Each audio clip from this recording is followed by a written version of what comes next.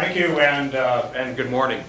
I especially want to thank the Council of Canadians for giving me this opportunity to come and talk about the state of the province today.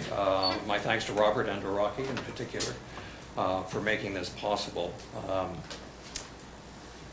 Alberta has entered a political emergency that has economic and environmental dimensions to it.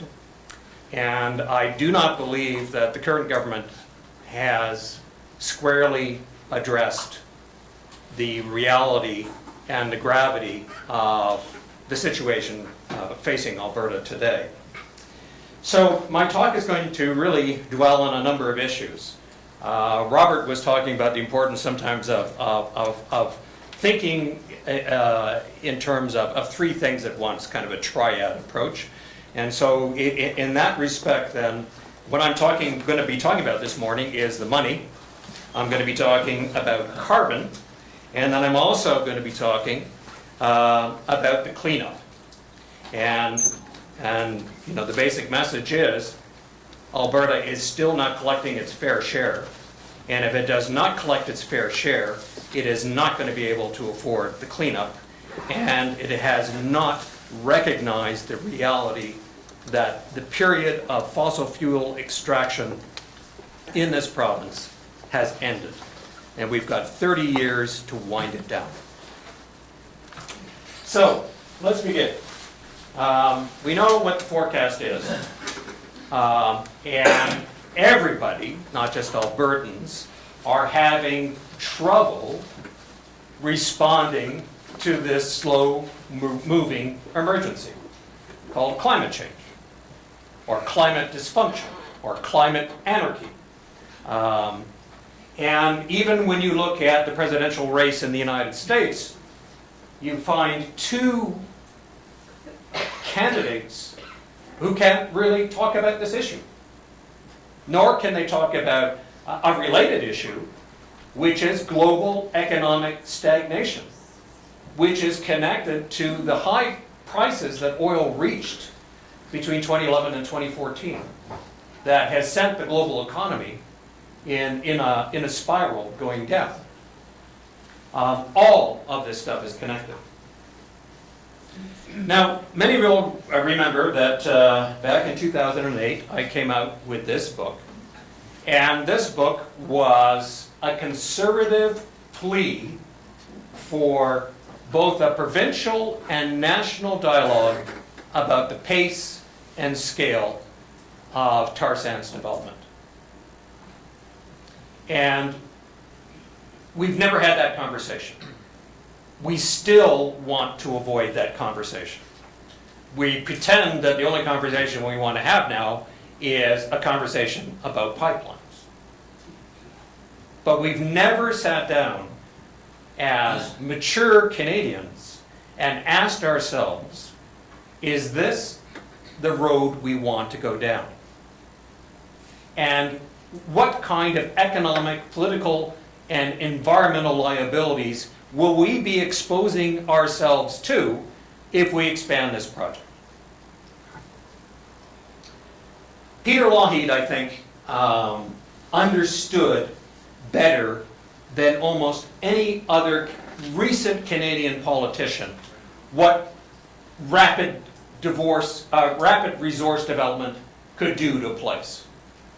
And he came out with a set of principles, and he actually came out with this in 2004, and he got very, very concerned about the extraordinary pace of development going on in the tar sands. And he said, wait a moment, we're doing something wrong here, and we need to, number one, we need to behave like owners. And if we are going to behave like owners, then we need to go slow. We need to collect our fair share. We need to save for a rainy day. We need to add value to the resource. And we need to clean up the mess.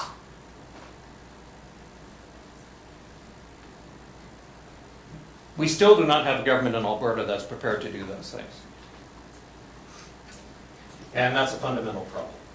So let's just go through very quickly what, how do we get in to this point today where the government is in debt, where tens of thousands of people are out of work, and everyone is still thinking that the only solution is more bitumen production. All right, craziness is. So we have this resource, and we could never talk about this resource in real terms, in honest terms. All right, this is a dirty, low-grade resource. This is the kind of stuff you exploit and extract when you've run out of conventional resources. The cheap and easy stuff, the cleaner stuff. And we could never have that conversation, and we could never even recognize and say, okay, wait a minute, this resource is extreme. It is difficult. And it takes a lot of money, an enormous amount of energy, as a result, a tremendous amount of carbon pollution, and great complexity, and very high risk. This is a marginal resource. You cannot run an economy or society or civilization on the exploitation of resources that put you on a treadmill in terms of spending energy and spending capital to produce less and less energy. And that's the tar sands. And we never wanted to talk about this factor too. I mean, I remember writing about the tar sands, and energy ministers would say, "Oh no, Nikiforuk's got it all wrong. I mean, bitumen is the jewel of hydrocarbons." This to me was absolutely extraordinary. I was dumbfounded. There were MLAs in this province who went to their constituents when the book Tar Sands came out and said, "Do not read this book." That was the response to an invitation to have a conversation about the pace and scale of development, as well as to address the principles that Peter Lougheed raised. What about the money? Are you saving it? What about the pace? Can we go slow? Are you cleaning up the mess?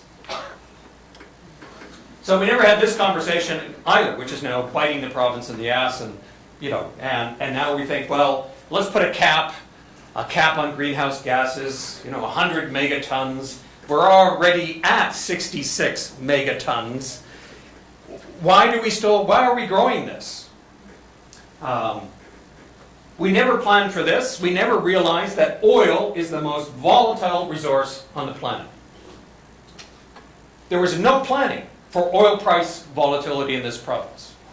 There was simply the assumption that there will always be a market for this dirty, low-grade product that needs to be upgraded before you even have something called synthetic fuel. And then comes the money issue. And this is the most extraordinary of all. And this has to be one of the most disappointing and dangerous things that Rachel Notley's government has done. She has refused to acknowledge that the province is not getting its fair share. So they struck a commission, the Mowat Commission, to look at royalties, and the province hired two finance guys, Terzakian and Mowat. Mowat is the president of the Alberta Treasury branch. And so the financial industry has $107 billion invested in oil and gas in Alberta. They want to get that money back. They're not interested in the share that the owners of the resource should get. And they recommended royalties are fine. In fact, they should probably go down.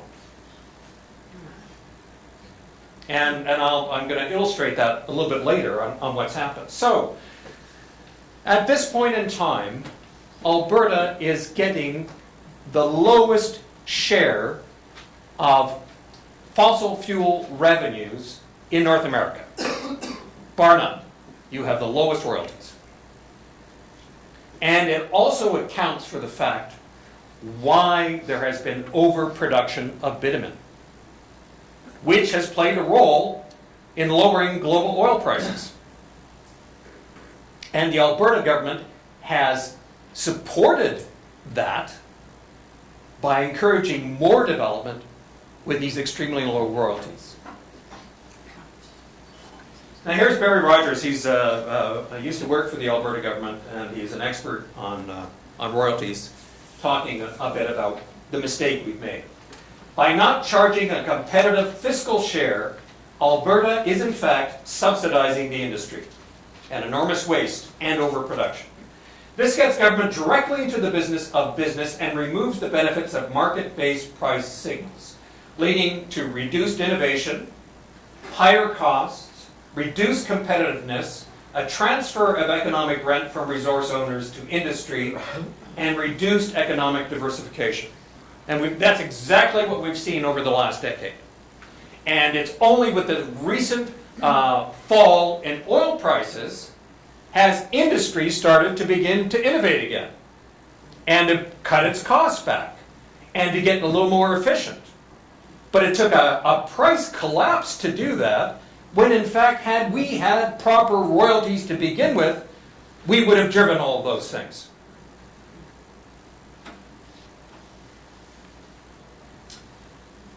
Meanwhile, thanks to our appalling low royalties in the oil sands, I mean, we've seen this tremendous growth in production, in bitumen. And here's the other aspect that, again, Albertans have not got their heads around. The media doesn't understand this, and the government doesn't seem to understand this either, that when you look at global oil production, who's putting more oil into the global market? It's not OPEC. It is the United States and Canada. And now we can add to that, increased production from Iraq and Iran and sometimes Libya. So the oil glut and the collapse of oil prices has very much been driven by stupid policies in both Canada and the United States that has driven down the price of oil. So Alberta has a role in this drama. Here's another illustration of this same thing. So you've got the United States production, which went up tremendously with fracking in places like Texas and North Dakota. There you've got Canada's increased production, almost exclusively coming from the tar sands. And then you've got OPEC. There isn't a hell of a lot of growth in OPEC.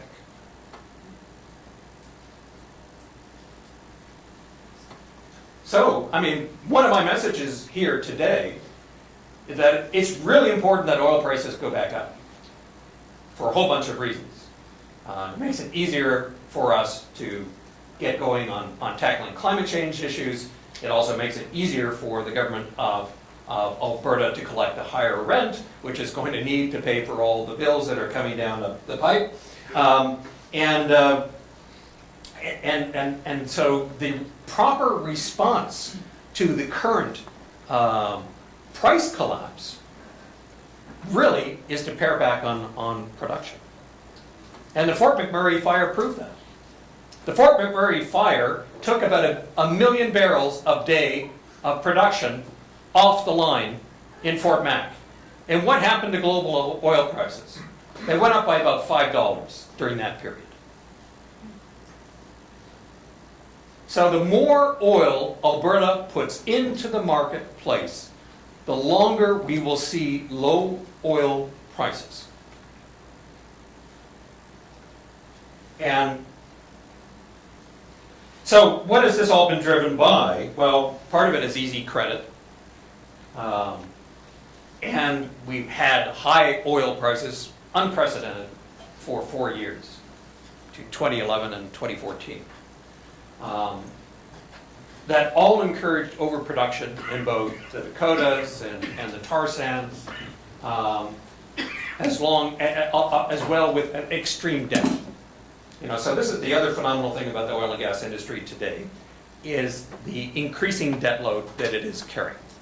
Right? Borrowed all this money, tried to sell the story that these extreme resources, whether we're fracking shale in the Dakotas or fracking shale in British Columbia, to produce gas so that we can dig up more bitumen in northern Alberta. Somehow they were trying to say, that this is the way to go, and only now is the financial industry beginning to realize, wow, we're not going to get the returns we thought we were going to get here, because this oil price collapse could be with us a long time. And so, here's the story for Alberta. Alberta has gone through, I don't know how many busts and booms, and yet we have never gone back and changed any policy. The current government is doing exactly the same things that Alison Redford and every other Conservative premier was doing in this province. So we're lowering royalties. What does lowering royalties mean? That means we are encouraging more production.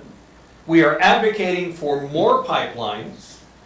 Nobody wants to add any value to the resource here in this province, where you might actually make jobs and make some money, such as upgrading and refining bitumen.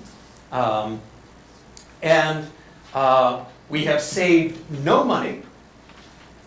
We still are not collecting our share. And we still haven't cleaned up the mess. And financially, this is how we behaved during the boom, right? And now here's the bust, right? Every university student has experienced this, right? And we don't want to recognize that this resource, the rapid development of this resource, has been a really bad economic and political experience for this province that has been largely subsidized by taxpayers. The other thing we don't want to recognize, all right, is the impact of oil and gas revenues, the paltry sum that we have collected, and that keeps on going down year after year, has still created this thing called the petrostate. And that's exactly what Alberta is. And until Albertans recognize that this resource has twisted and distorted their political culture and made it dysfunctional, you're not going anywhere. You're just going to dig the hole deeper that you're in. And the Lynn Carl, who's a political scientist in the United States, absolutely brilliant political scientist, has written extensively about how oil distorts the countries that extract it. So whether we're talking about Nigeria, whether we're talking about Saudi Arabia, whether we're talking about North Dakota, Texas, Louisiana, Wyoming, Alaska, they all get caught up in the fact that, wow, we're going to make some easy money here, and let's extract this stuff and export it, and suddenly everyone's egos become inflated, and they mistake the luck of sitting on a pile of hydrocarbons with some form of superior intelligence. And then they get addicted to the revenues. So at one time, Alberta, 30% of the provinces, of the government's revenues were coming from oil and gas. The majority of that was actually coming from natural gas. And since that figure is now rapidly collapsing, and is causing increasing problems for the government. The other thing about when you've got revenue from oil and gas, you have a taxation effect, and right away the government says, okay, well, we want everyone to feel warm and fuzzy about all of this oil and gas development, so we're going to lower taxes. But they don't tell you then, if we are lowering taxes, we're also going to lower your representation. We're not going to represent you, we're going to represent oil and gas extraction. And this is one area where the Notley government has actually addressed one part of this issue, and that is by increasing corporate taxes, which again were among the lowest in Canada, in this province. She didn't go the next step, which is towards a sales tax. And I don't think she's got the political stomach for it, but that is what needs to be done. You've got to take the province off all oil and gas revenue and just run on normal revenue streams. The bin spending, I mean, we've seen that time and time again, particularly with the Tories, and even now with the Notley government.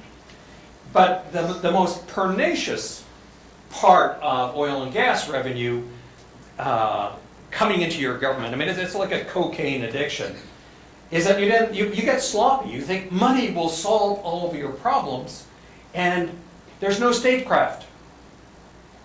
There's no good governance. There's no planning. There's no independent monitoring and calculation.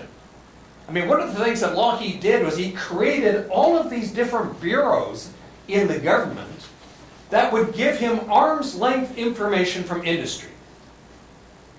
And Klein and all of the other Tories that came after him, they removed all of that. And they said, no, we're just going to rely on information from industry. Right? Total capitulation to one point of view.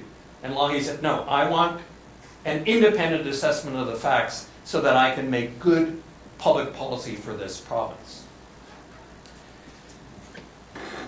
Again, we still don't have those kind of bodies. That is not an issue that the Notley government has addressed. And then, of course, when you have all of this, you have continual abuse of power in a petrostate. Terry Lynn Carl, I think, really expressed it best.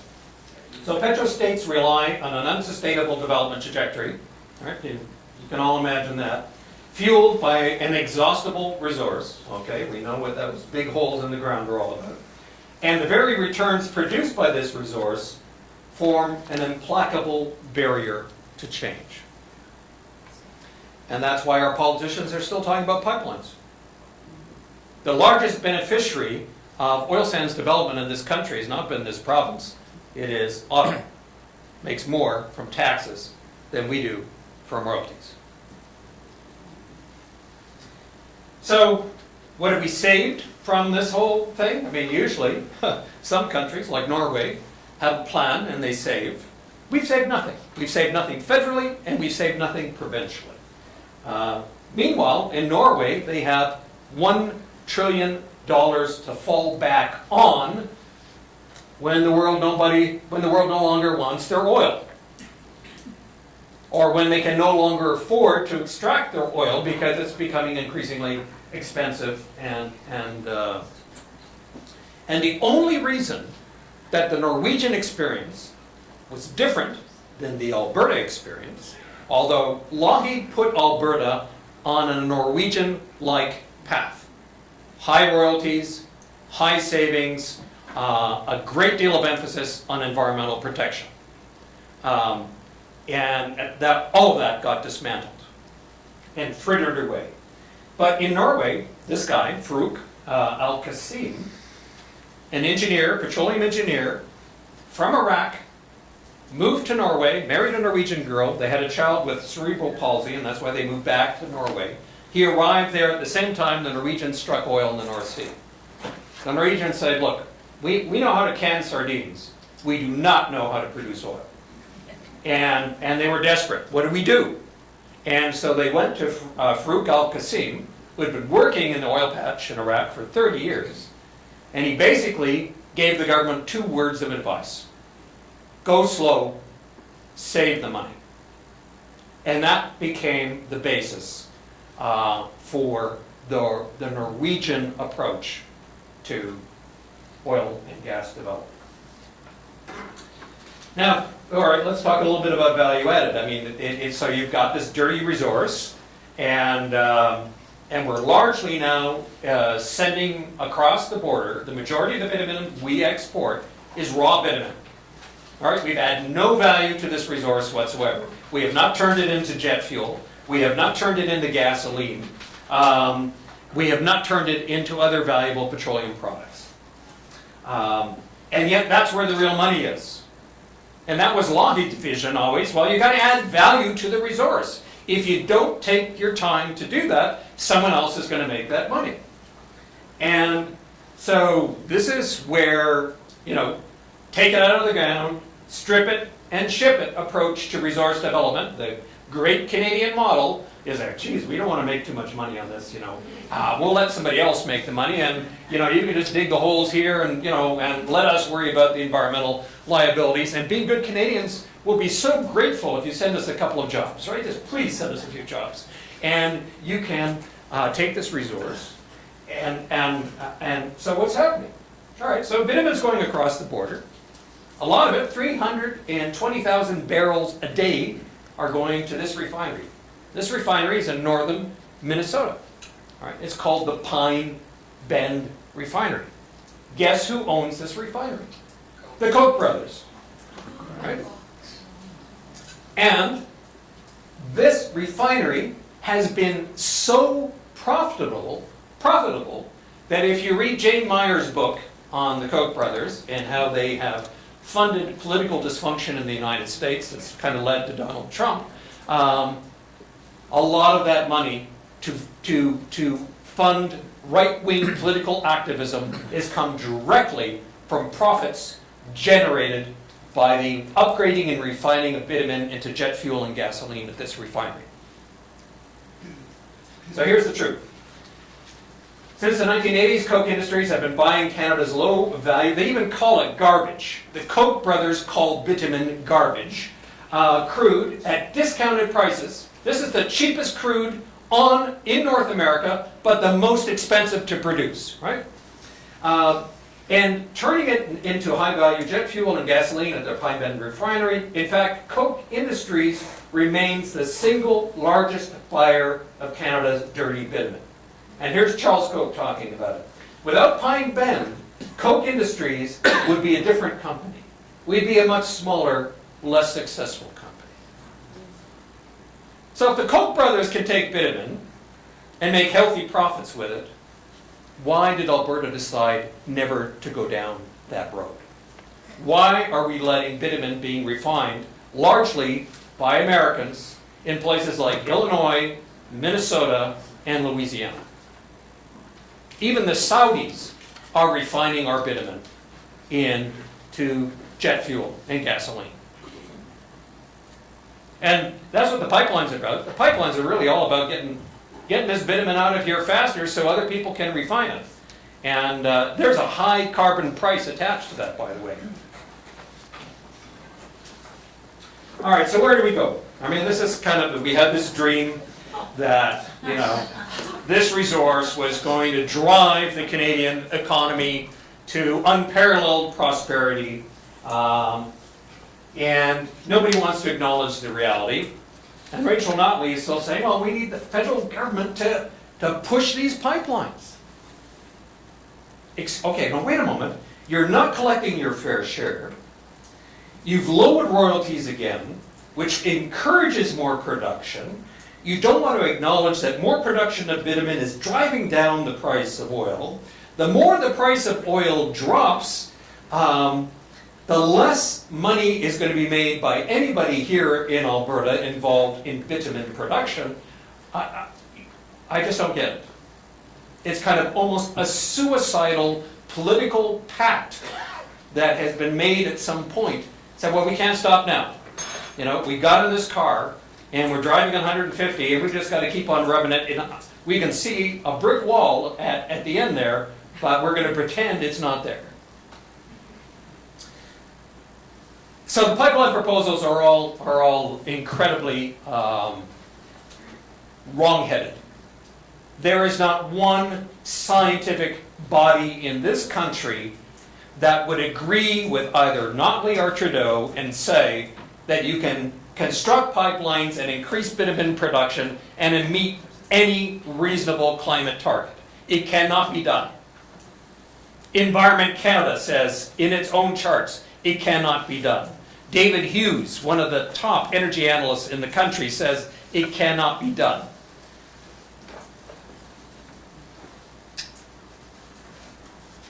Here's our emission targets. We can't meet any of these at this point in time. We still do not have a plan that would take us anywhere near these targets. Mark Jacquard, one of the top fossil fuel guys in the country, puts it this way. Our political leaders are lying to us if they aid and abet the expansion of tar sands while promising to take action to prevent the imminent climate catastrophe. Can't build pipelines and have windmills at the same time. You either go one direction or the other. There's no middle road here anymore. We are in an extreme emergency. So I want to talk a little bit about some ideas that two blue-collar workers here in Alberta have come up with that I think the province needs to pay a lot more attention to. They call their program RAFT. And it's all about reclaiming Alberta's growing liabilities in the oil patch. Right? And so these guys are basically saying, and I've got a piece in the Tyee that ran yesterday, if you want more sources and information on RAFT, please read it. So these guys are saying, look, all right, we've picked all the best fruit in Alberta in terms of fossil fuels, that that the time for extraction is over, and the time for cleanup is here, has arrived. And we need to start this cleanup now, while a few companies still have some money to honor the legal and promises made to clean up their messes. And so they've tabulated, and both these guys have worked in the oil patch, and they both come from Grand Prairie, been boyhood friends since they were age of 4. So here are the liabilities, right? You've got more than 350,000 oil and gas wells. You've got 100,000 previously decommissioned abandoned wells, almost all of which are leaking methane in one way or another. You've got 43,000 kilometers of pipelines. You could actually go to the moon and back with that amount of pipelines. You've got surface facilities. You've got the tailings ponds. You've got millions of tons of sulfur. You've got a 900 square kilometer area that has been razed to the ground for mining sites. And you've got a whole bunch of liabilities that people have not even added up and put together yet. And then you have a regulator that's telling you, okay, well, don't worry, we're on track of this. We're trying to keep track of all these liabilities. And I've been following this program that they've had now called the Liability Management Program for more than 15 years. When I first looked at it, the figures were around, 5-6 billion. And now, if you look down the list here, the total liabilities are $30 billion. And what have they got collected in security to clean up these abandoned well sites and abandoned pipelines? They've got $200 million.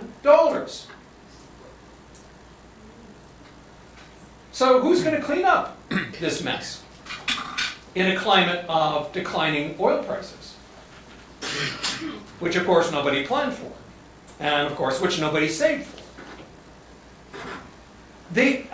Now, when we're talking about these well sites, so you've got to remember that people like Maurice Dussault and Rob Jackson, who are prominent petroleum researchers in the country, have already declared that Canada's 500,000 well bores that have been dug into the ground are all threats to the environment and public safety at this point in time, because they are almost all leaking methane, and we do not have proper programs to monitor this liability. We do not have proper programs to clean up this liability. We haven't even done all the research we need to do to fix a lot of these wells. And the big problem is concrete is what is used to seal these wells over time, and of course concrete degrades over time. So these are liabilities that are going to last into perpetuity. We've put 500,000 well bores into the ground, and they have all become pathways for gas migration from the earth. Largely methane, some of it CO2, and a lot of it actually increasingly radon. Alberta has some of the highest levels of radon in the country. Then we have other liabilities, right? So you've got the tailings ponds. So there's a Dutch economist who has figured out that if there was a law requiring that we clean up the water in this pond, in these ponds. There is no law to this effect now, but if there was, it would cost $24 billion to clean up, 6 billion barrels of toxic waste. There's no law to do that. Our plan is to take all this waste and dump it into the old mining sites and then flood it with more fresh water, and those are called end pit lakes.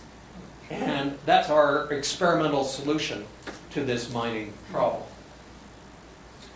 Then we have the mine sites themselves. We know that the liabilities here in terms of cleanup will be at least 21 billion. And how much have we set aside? We've set aside less than 2 billion to clean them up. So again, these guys are these blue-collar guys, born and raised in Alberta, are asking, where is the money going to come from to clean up these liabilities?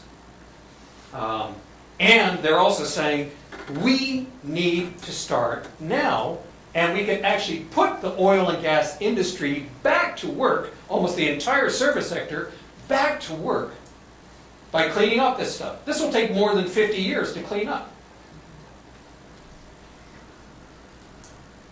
There are some of the wells that need to be cleaned up in this project. Right?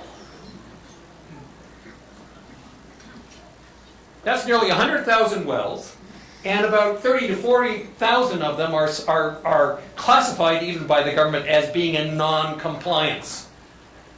And I'm not even sure what they mean here by non-compliance. So there are at least 80,000 inactive wells, so they're not producing any fluids anymore, right? The 32,000 are the so-called non-compliant. Another 60,000 wells in the province are producing less than 10 barrels a day, and almost all of those wells are producing more water than they are oil. In some cases, some of these wells are producing 1,000 barrels of produced water for every barrel of oil they're producing. They are using more energy to pump water with a bit of oil in it than they are ever getting back from the barrels of oil that they are producing. And the only reason they're still doing that is because for a lot of companies, it's cheaper to do that than to declare the fact that, okay, we're exhausted and we need to reclaim the well site, and the well site cleanup is going to cost us hundreds of thousands of dollars. So we have a group in this province set up about 18 years ago called the Orphan Well Association. And again, it's industry and government working together, sort of saying, look, don't worry about these liabilities, guys. We've got this association. This association is going to take care of all these orphans. So when industry goes bankrupt and they walk away from all these oil sites, don't worry, we'll clean them up. So what have they done in 18 years? In 18 years, they've spent $214 million, and they have reclaimed and cleaned up 702 wells. At a cost, so when you divide 702 into 214 million, you realize that cleaning up wells is a pretty damn expensive proposition. $300,000 a well. So when you take that math, and you look at the liabilities that the provincial government has declared in their liability management program, and they're estimating 30 billion. No, we're looking more at liabilities in the order of 80 to 100 billion dollars. So the story goes on. Redwater Energy company had about 100 wells. About 70 of them were inactive and were needed to be reclaimed, but they're all liabilities at this point, right? You don't make money cleaning up your messes, right? So, and they had 20 producing wells. And they went bankrupt. And the Alberta Treasury branch, whose president, was the head of the royalty commission in this province, said, wait a moment now, okay, you're going bankrupt, and you've still got a few assets here. The province is saying, well, those assets should be used to clean up the 70 inactive wells. I said, no, that's our money. They owe that money to us. We're creditor. So they owe us $5 million. We get those assets, and we get to sell them, and we get our money back. Big court case. In the court case, the judge, the Chief Justice of Alberta, in fact, ruled, no, Alberta Treasury Grants gets the first kick at the can here because federal law says that's what happens.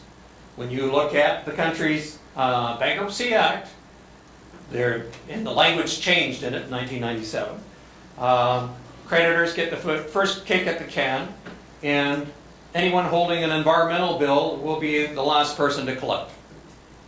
That's how it works in Canada. We're not just talking about oil and gas wells, we're talking about mining sites, we're talking about any environmental mess that a company has made, and when they go bankrupt, they can avoid any provincial law that says they have to clean it up by simply citing the Bankruptcy Act of this country. Here's the University of Toronto Law Review talking about this appalling situation. The Canadian economy is founded upon extractive industries that pose constant environmental risks. Given the importance of the environment to Canadians, the current inability of the Companies Creditors Arrangement Act and the Bankruptcy and Insolvency Act to efficiently internalize the cost of reclamation to prevent environmental damage is unacceptable. So this is one of the biggest obstacles to cleaning up the patch in Alberta. Here's another obstacle. Gerard Proddy, he's the head of the Alberta Energy Regulator, the regulator that's supposed to take care of all of these liabilities in the patch. And he's a former oil and gas lobbyist. Not only that, he began his career by working in the royalty department for the government of Alberta. He knows where the money is. He knows how the money flows in this province. And he's not going to let it flow to clean up messes. He's going to protect the industry. This is one of the things that the Notley government should have addressed first and foremost when it came to power. And when they refused to address this major conflict of interest in the province, I realized they're not going to do anything different. They have no boldness of vision, they have no courage, they are merely stuck in the same rut that the Tories got stuck in. All right, so who's got the money? Well, believe it or not, a lot of oil sands companies have got the money and are making big money. And not only that, they're driving down their operating costs to around $10 a barrel. So which is pretty incredible, because when you're always constantly told that it costs $50 to $60 a barrel to produce bitumen, and that's true for a lot of the new projects. But some of the older projects and projects that are located on really sweet deposits, they've got it down to $10 a barrel. And what are they making? Well, this is Synovus, and this is from one of their recent reports to shareholders. So sales of 1 billion bitumen, they're only paying 3 million in royalties. You know what that works out to? That's about a 1 to 2% royalty on bitumen. And Albertans are happy with that. You shouldn't be happy with that. That's an appalling return. The average return in the United States these days is at least 12%. The average return in Norway is it's about around 33 to 40%. You're being robbed blind.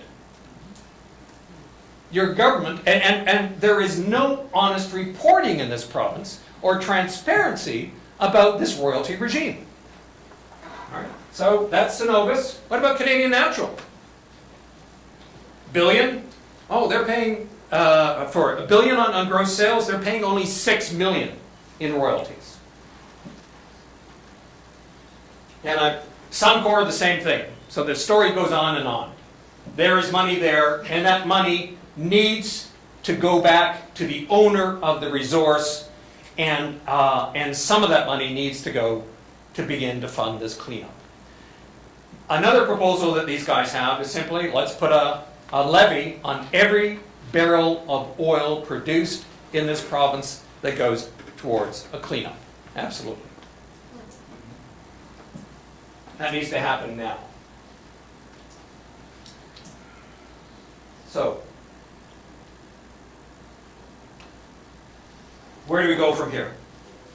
All right. Climate change is bearing down on us. You've got oil price volatility to deal with. You've got dysfunctional political leadership at both federal and provincial levels.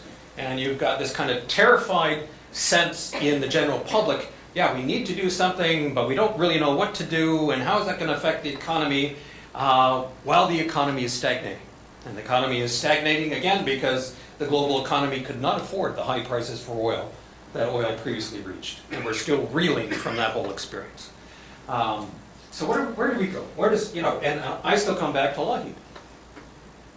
So, I mean, what the federal government, provincial government says, no, we got to continue on, extract more, build more pipelines, and we've got to ignore global oil prices. And so we are not part of that picture. No, what we need to do is dramatically slow down. We need to realize that by taking production off the market, we can actually bring oil prices back up. And that means more money to the owners, that means more money to the producers of the resource.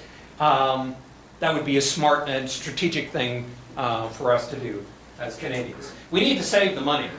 So the royalty issue is not dead in this province. You've been hacked, you've been lied to, and the financial institutions involved in the Royalty Commission report have been guilty of fraud. They want their money. They want to make their money, and they're saying you have no right as owners of the resource to make any money at all. You need to save that money, and that money needs to go in a separate fund, and it cannot be part of government revenue. The government will not change course and stop being a cheerleader for pipelines until it realizes it cannot make a dime off bitumen, period. That, in other words, it has to run on the hard sweat of ordinary taxpayers. We need to invest in solar energy in this province. I mean, holy smokes. I mean, this is an obvious one that we have ignored. But there is no oil exporting country in the world that has led in the development of renewables. Why? Because there is no oil exporting government that thinks they can make any money from renewables. And the countries that have pioneered renewable development are all oil importing countries. Germany, Spain, Denmark.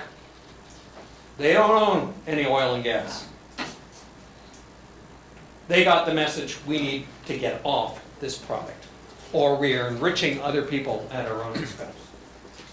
We also need to acknowledge that you can do renewables really badly, and you can damage landscapes if you take the same industrial mindset that we have developed with oil and gas development and apply that to renewables and to wind development.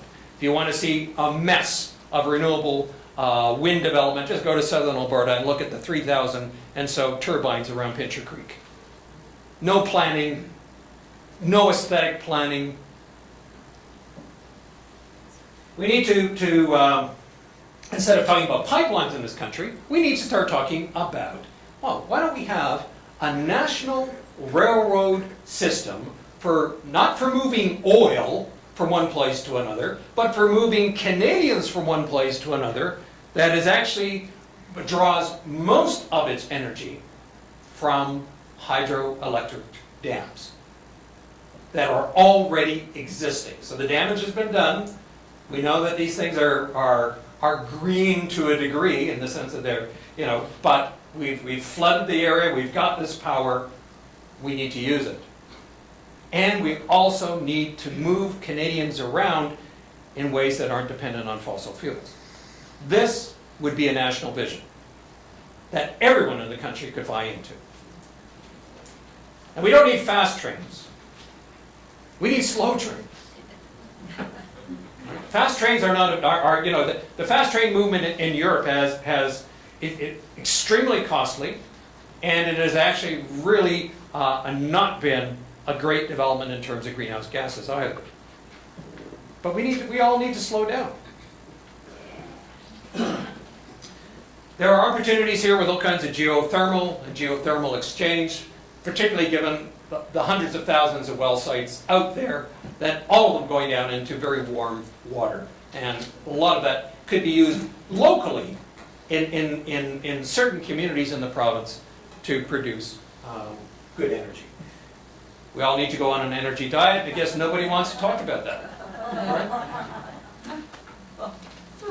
Even the environmental movement doesn't want to talk about that. They somehow believe that we can go from fossil fuels to renewables without reducing consumption. We're going to have to dramatically reduce consumption. And we need programs that remind us of that every day. We have used the cheap energy that fossil fuel provided us for nearly a century to focus almost entirely on quantity. We're going to have to shift our thinking if we move to renewables. We're going to have to start thinking about quality of life again.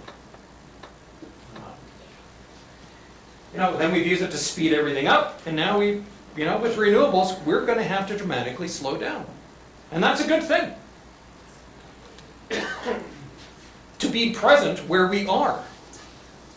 To be part of the communities we live in and work in. We've been enormously distracted.